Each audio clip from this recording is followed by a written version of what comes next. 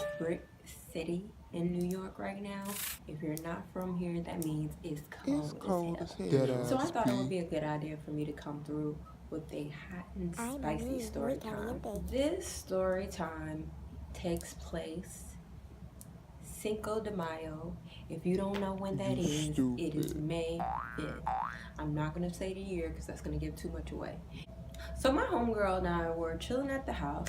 We're trying to figure out what are we going to do for Cinco de Mayo.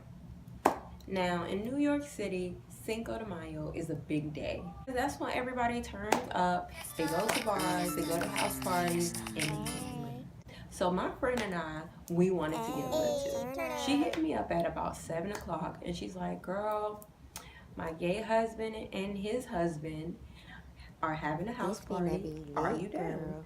So I'm like, hell yeah, I'm down. Let's do it.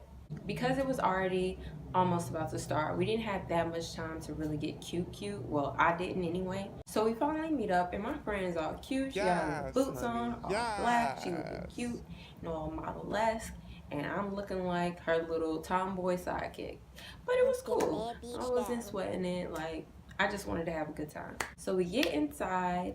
Mind you, he lives in like this beautiful building, high-rise, like large windows with a city view, just fabulous, honey. We get inside and it is a sausage fest. Oh, hell no. Nah, this shit is a dub. Now, I am not against a sausage fest, but none of these sausages wanted anything to do with me. So all the girls were in the house that night. But it was cool. They had a topless bartender mixing up the drinks. They had all the good foods, salsa, chips, all types of delicious goodies, any alcohol you could think of. Speaking of alcohol, I need a damn drink. So I'm drinking my little margarita, eating my little snacks. They're pretty much playing like vocal music, honey. It was just, that was all they were playing. So I was like, I mean, I was having a good time. You a because liar. I can have a good time anywhere, especially if you give me a little drink. But I was just looking for a little bit more time. Nah, girl, I'm trying to turn I up told for my real. friend, I'm like, yo, we need to find something else to do because this is like a sausage fest. Like, we need to have some fun. Like, what's going on tonight? She's like, my homeboy hit me up and he invited us to the strip club. So I'm like, Stevie, why you trying to take me back to the I'm down. club? We down about 2 more drinks because we didn't want to be rude because they did invite us to the house party. So we stayed a little bit longer, drank our 2 drinks, and then we got ready to get up out of there. So we head to the train. We're like already a little lit. Like we had maybe like 3 or 4 drinks at this time. So we were a little saucy. We were on the train acting silly, having fun, doing what we do. We finally get to the strip club and we go in. So the doorman's acting all weird. We're like telling him like who we're here with, and he's like, I don't know who that is. He's just acting right weird. We're hitting up our homeboy. We're like, where are you? We're at the strip club. Like, they're telling us they don't know who you are. They not letting us in. We not paying to get in here. Like, where you at? What's up? He's just like, I told y'all to stay outside. I'm on my way. Don't leave. So he finally gets there. So we get to our section. The promoter that we came with, he's like, we gotta wait about 2 more hours before we can smoke, but if y'all want to drink, let me know what you want. So I get 2 more drinks, y'all. I'm like, hey, I'm trying to turn up. Now the reason why I was so like adamant about turning up is because the guy I was talking to, he was acting a little strange. He wasn't giving me the attention that I really wanted. He was just being like not what I wanted at the time. So I was in my feelings, and I thought that this would be the night that I was gonna turn up and try to forget about his ass. I'm doing the most. Next thing you know, the dude that I'm having problems with and that I'm trying to pretend doesn't exist. I'm sexting him. I copy.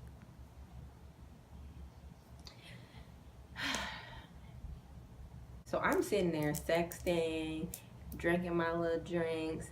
Then it was time for us to smoke. So I'm smoking, I'm drinking, I'm sexting. I'm just having a good old time. Strippers are everywhere. Money is flying everywhere. Next thing I know, they bring in champagne. Earlier that day, I had about 4 margaritas, so that had tequila in it. Then when I got to the strip club, I had 2 Hennessy and Coke. Now I'm drinking champagne. So I done had all this different stuff. I'm just mixing it up, and on top of that, I decided to smoke. You done fucked up now. I'm still having a good time. Dancers everywhere, bartenders looking good.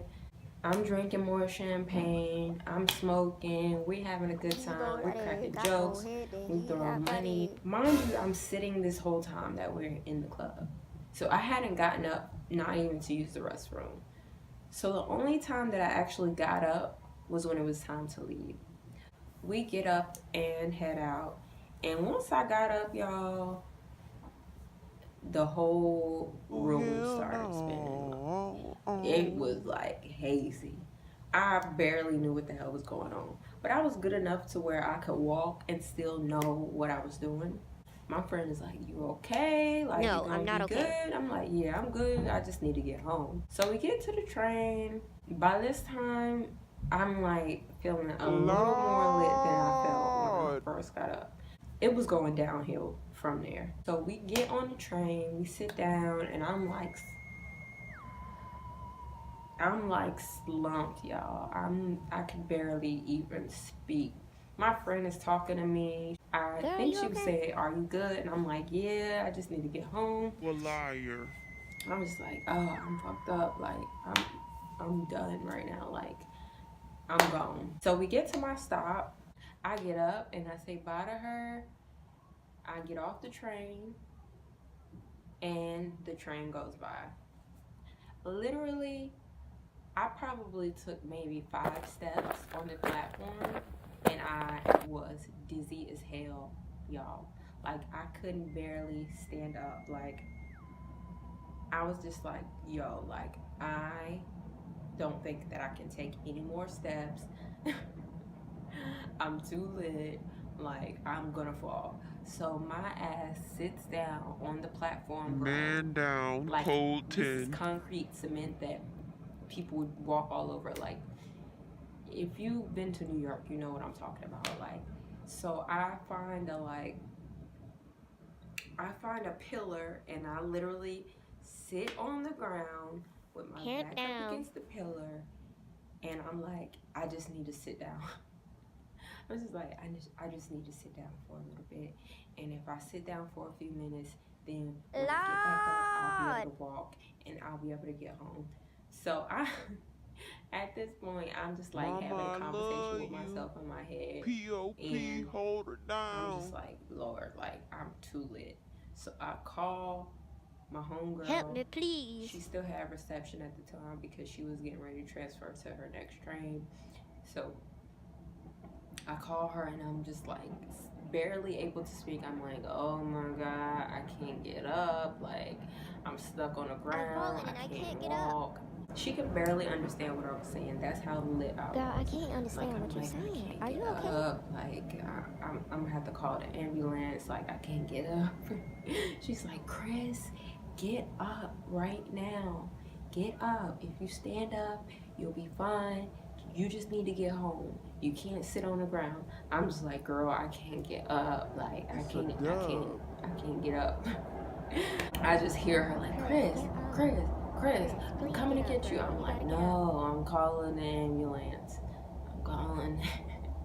I can't get up. But after I get off the phone with her, I am just like, I can't move. And next thing you know, I'm puking on the damn platform. It had to be about 10 minutes that went by that I'm sitting down on the ground. Nobody stopped to ask if I was okay. Really? Nobody stopped to ask if they need me to call the ambulance. Like, New Yorkers don't give a fuck. Like, if they see you about to die, you just gonna fucking die. They might even take the camera phone out. So I won't be surprised if somebody out there has a freaking Instagram or Snapchat video of me vomiting on the platform. I'm sitting here puking my freaking life out. After I finish, like, I'm just like, I can't move. Like, there's no way I'm gonna be able to get home like this. I call the ambulance and I'm like, look, I'm stuck on a platform. I got a little too drunk. I can't move. I need somebody to come get me. I can't walk. Hands down. So I'm just sitting there like dead to the world. And the ambulance finally comes and they check me. They check on me. They're like, ma'am, you're gonna be okay. You're just extremely dehydrated. We're gonna bring you in. So I get to the hospital. They put the IVs in me and they're like pumping all these fluids in me. I'm just like laying in this damn hospital bed, like looking around like, I cannot believe that I'm here. I'm crying. I'm just like, I'm so embarrassed. I can't believe I did this. I did something so stupid. I can't believe I drank that much. The dude that I was texting, he has sent me maybe like 3 messages since then, and I hadn't responded because I was so embarrassed at what happened that to this day, he still has no idea. While I'm sitting in the hospital bed, my friend calls me. She's like, Chris, where are you? Like, I went back to try to find you. I didn't know where you were. I'm like, girl, I'm in the damn hospital. She's like, girl, I thought something happened to you. Oh my God, you scared me. Don't ever do that again. So I hang out with her. The doctor came to check on me again. He was telling me everything was good. She's like, look, you gotta be safe. I understand it was Cinco De Mayo and you wanna have a good time, but like the amount of alcohol that you put in your body was way too much for your body weight. Like, you have to be careful. He was like, you were seconds away from being alcohol poisoned. And he's like, I'm glad you came in here. You know, next time just be more careful, drink more fluids when you're drinking alcohol. I mean, I'm just like, look, you ain't got to tell me ever again. I'm never drinking again. Like, I'm done. You a like, liar. I'm never drinking again. You a So liar. as I'm leaving the hospital, I look down on myself and I have like speckles of vomit on my clothing everywhere. And it was just disgusting. Oh my God. I cannot believe I look like this. Luckily, I had a bottle of water from the hospital and I had some napkins in my pocket. By the way, at this time, it's like 5 in the morning. The city is moving. Like, people getting ready to go to work. Like, people coming from the club. I'm like, yo, I can't. I was like, no. There's no way I'm about to walk out of this hospital looking like this. I gotta clean myself up. The VIA gets there, I get in the VIA, and I take my behind home. I had no idea what hospital these people took me to. Luckily, because I gave them my address, they took me to a hospital that was really close to my house. So I get home, I freaking get in the shower. I'm just like, oh my God, like, yo. That was the worst night of my life. Like, I'm never drinking again. Yo, it is not funny. I almost did die, and I'm never drinking again. You a liar. So, for the rest of the day, I obviously had a damn hangover, and I stayed my ass in the bed, drank me some Gatorade and lots of water. I can honestly say that that was the most eventful Cinco de Mayo of my entire life. Like, I will never forget this night. That's the end of this story time. I hope you enjoyed.